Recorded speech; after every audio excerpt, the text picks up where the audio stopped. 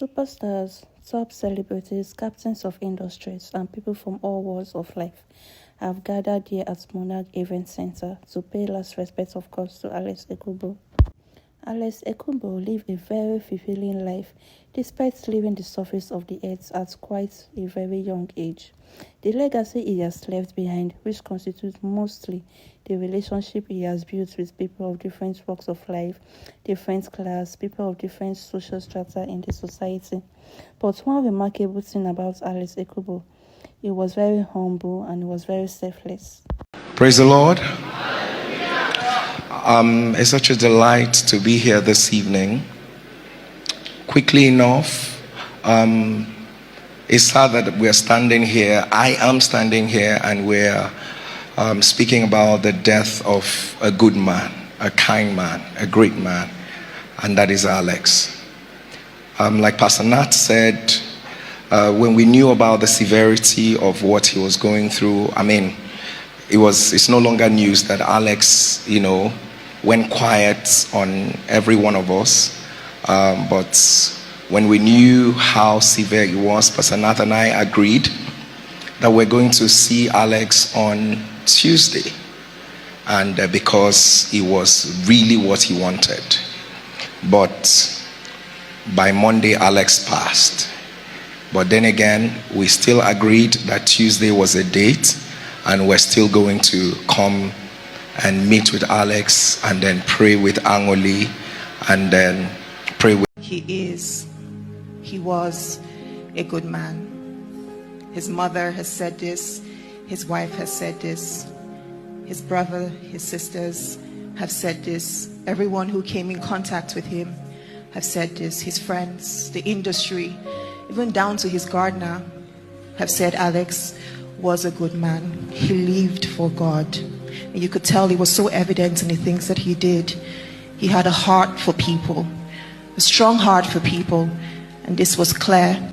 And one thing Alex sure did was he lived for himself. He will always do things his way. And it just gives me great joy to know that he lived a life that felt good to him. And in the process, also felt good to everybody around him. Absolutely. Nancy, what is most memorable about Alex for me is the fact that everyone that came in contact with him left with a smile.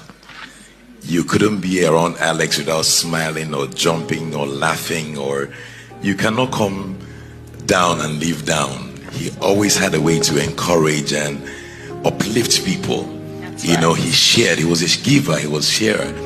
And we could see that in the way he lived with his family, his friends, and through his philanthropic work, people he didn't even know. Our dearest wife, Angoli, you'd see she said he brought her closer to God.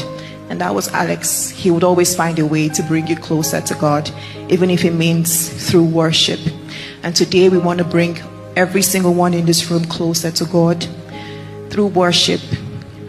While we lift our voices, we know Alex is here.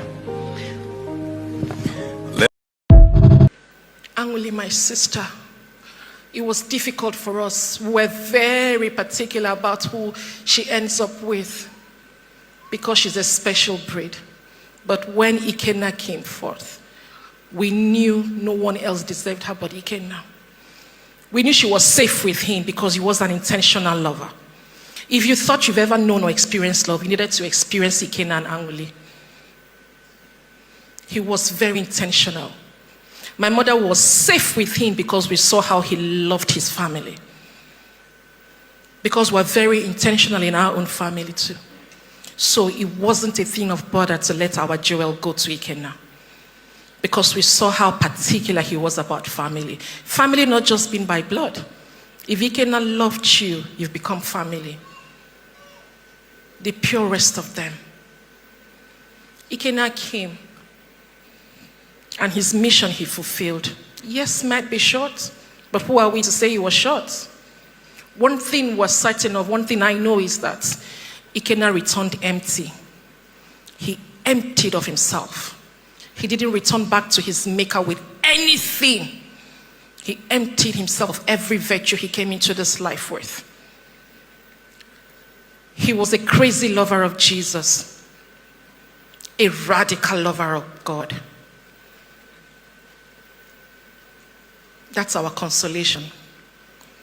That he came, he saw, he conquered, and returned fulfilled.